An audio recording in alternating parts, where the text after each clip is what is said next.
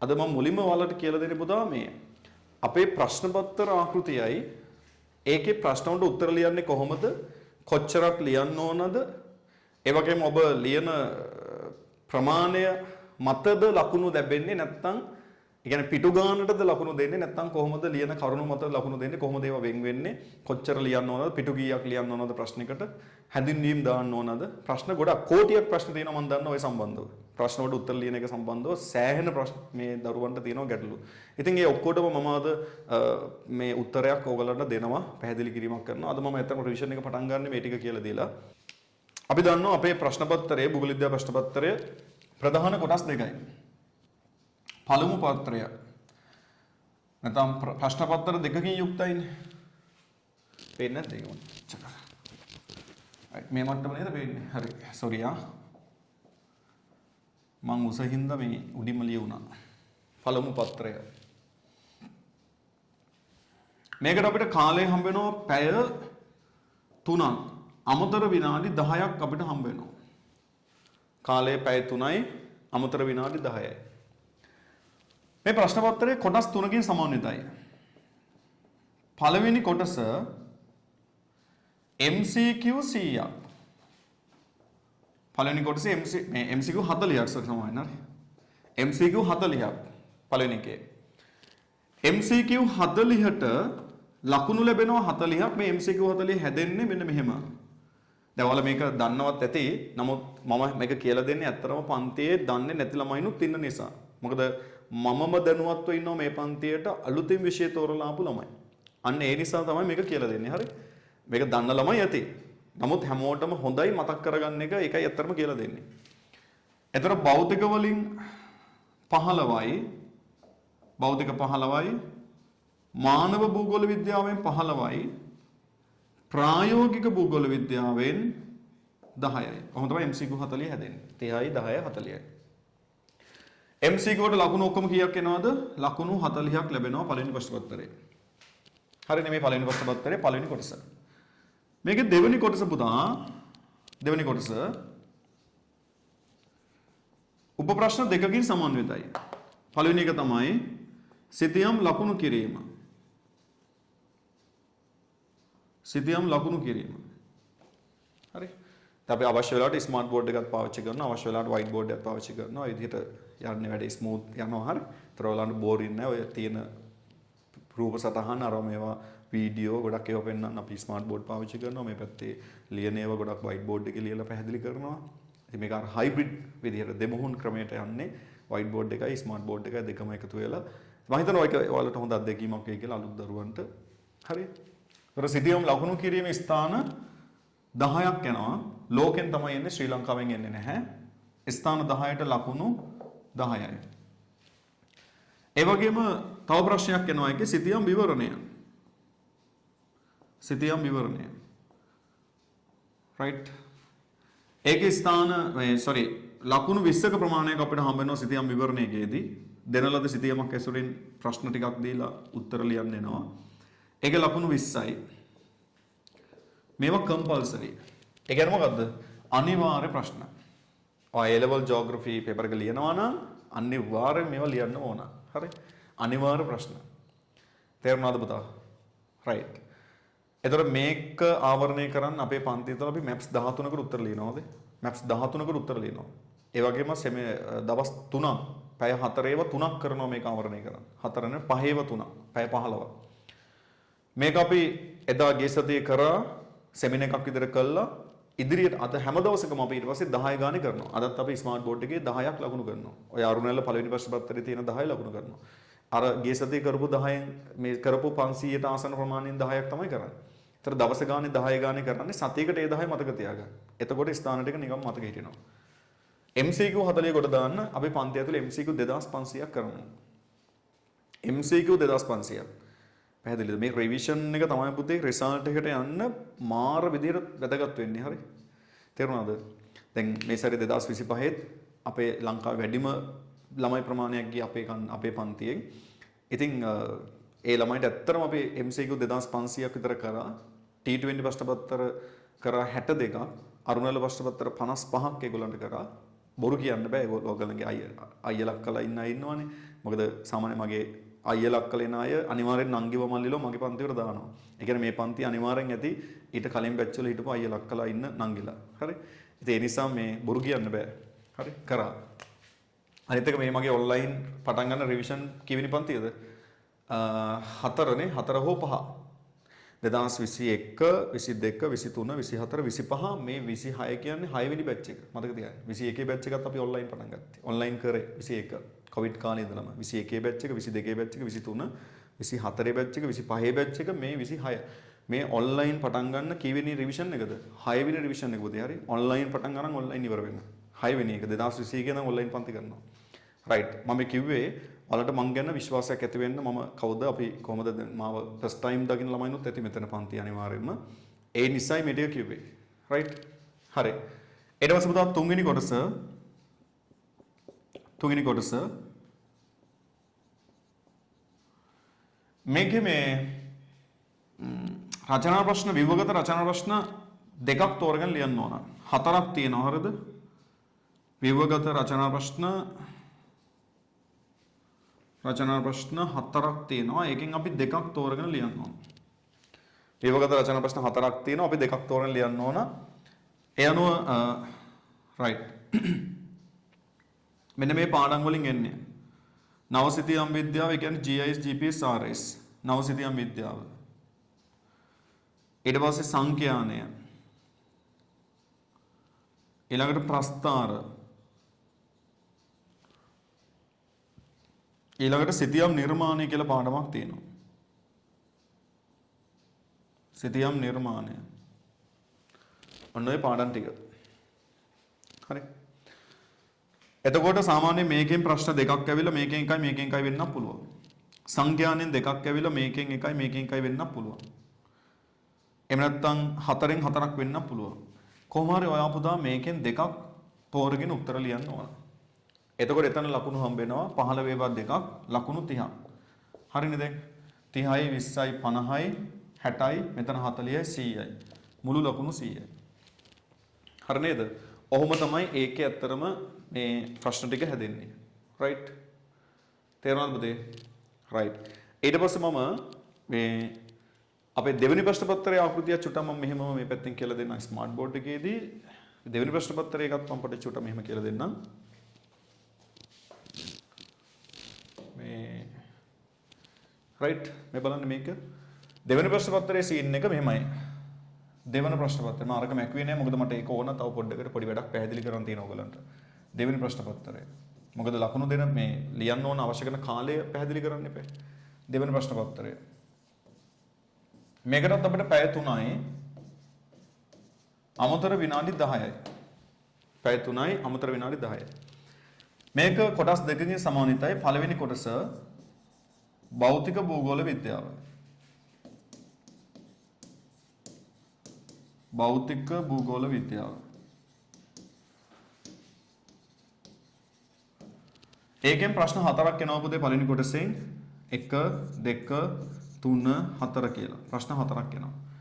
දෙවෙනි කොටස ඒකේ මානව භූගෝල විද්‍යාවෙන් ප්‍රශ්න හැදෙන්නේ. මානව භූගෝල විද්‍යාව දෙවෙනි ප්‍රශ්න පත්‍රයේ මේක දින දෙකකදී පවත්වන්නේ. ඒකේ ප්‍රශ්න එනවා 4ක් 5 6 7 8 යන ආදී වශයෙන්. එතකොට ඔක්කොම රචනා ප්‍රශ්න කීයක් එනවද පුතේ දෙවෙනි ප්‍රශ්න පත්‍රයේ ලියන ප්‍රශ්න පත්‍රයේ 8ක් එනවා. 8න් අපි කීයක් තෝරගන්න ඕනද? පහක් තෝරගන්න ඕන. හරි. ඒ කියන්නේ මේකෙන් 3ක් තෝරගත්තොත් මේකෙන් 2ක් අපි තෝරගන්න ඕන. භෞතික වලින් 3ක් තෝරගත්තොත් මානව වලින් 2යි. භෞතික වලින් 2ක් තෝරගත්තොත් මානව වලින් 3යි. ඒ කියන්නේ අවම වශයෙන් එක් කොටසකින් ප්‍රශ්න 2ක්වත් වනසේ තෝරාගෙන සම්පූර්ණ ප්‍රශ්න 5කට උත්තර ලියන්න ඕන. ඒ කියන්නේ අවම වශයෙන් එක් කොටසකින් ප්‍රශ්න 2ක්වත් වනසේ තෝරාගෙන සම්පූර්ණ ප්‍රශ්න 5කට උත්තර ලියන්න ඕන. එතකොට ඔයාලට වැඩිපුර පුළුවන් භෞතික නම් ඔයා එකෙන් 3ක් තෝරලා මානව වලින් 2ක් තෝරන්න. අර පේපර් එකේ බැලුවහම වැඩිපුර මානව පුළුවන් වගේ කියලා හිතනවා නම් මානව වලින් 3ක් තෝරලා භෞතික වලින් 2ක් තෝරන්න. කොහොම හරි සම්පූර්ණ ප්‍රශ්න 5කට උත්තර ලියන්න ඕන. තේරුණාද?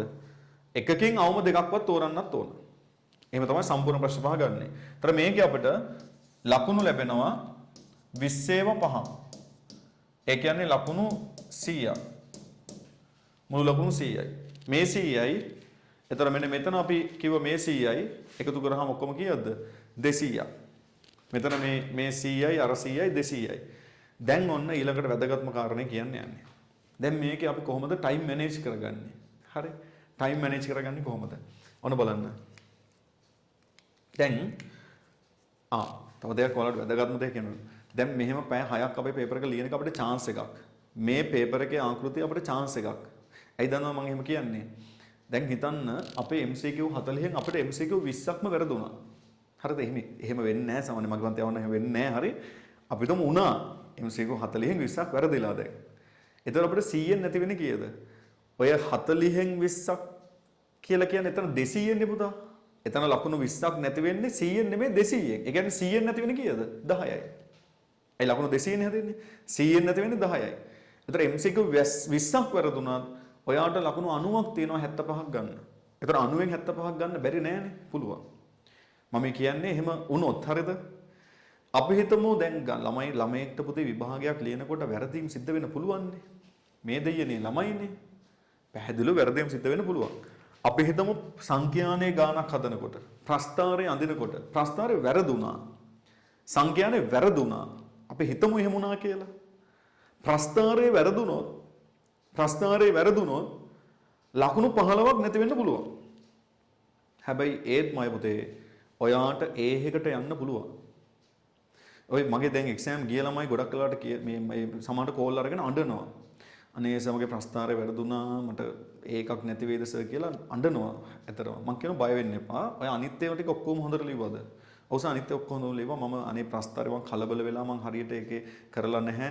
කලබල වෙලා මම දැක්කේ බිඳුවක් තියෙනවා වගේ බිඳුවක් තිබිලා නැහැ. එහෙම මොකක් හරි වෙන්න පුළුවන් නේ. හරි. ඒත් ඒකක් නැති වෙන්නේ නැහැ. එහෙම අඬපු ළමයින්ට ඕන තරම් ඒ ඇවිල්ලා තියෙනවා. ප්‍රස්තාරය වැරදිලා. නමුත් ඒකක් ඇවිල්ලා තියෙනවා. එහෙම වෙන්නේ ඇයි දන්නවද? ප්‍රස්තාරය ලකුණු 15යිනේ හම්බෙන්නේ.